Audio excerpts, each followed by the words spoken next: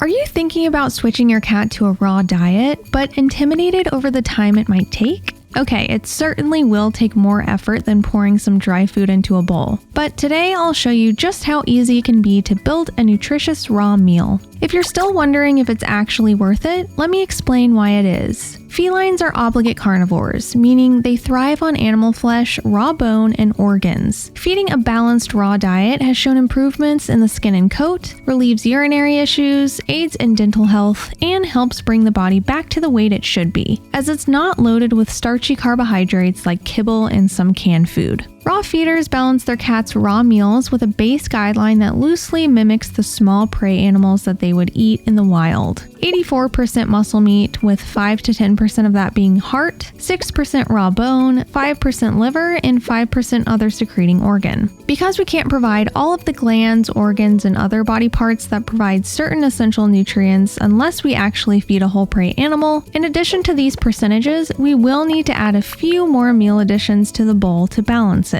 Let's get started with making this meal. First, I add in a Cornish hen wing, which hits my cat's bone intake, which makes up most of his calcium and phosphorus requirements. Then I add in the secreting organ, beef liver, which is very high in copper, vitamin A, and B vitamins. Next is the pork kidney for some B vitamins and iron. Then for the muscle meat, we have ground turkey, which is high in B3, taurine, and tryptophan. Beef chunks, which are high in B vitamins, iron, and zinc. And then pork loin, which is high in B vitamins, thiamine, and adds some healthy fat. This is looking good, but a few essential nutrients that are still low are vitamin D, taurine, vitamin E, manganese, iodine, and omega-3s. So I'm adding in canned sardines for omega-3s and vitamin D, and cooked blue mussels for manganese. Now, because I wanted to make this video simple, I didn't use any meats that I usually get from my local farmer, so this meal does lack heart because I couldn't find it at my local grocery store. So I need to add in taurine to cover my cat's requirement.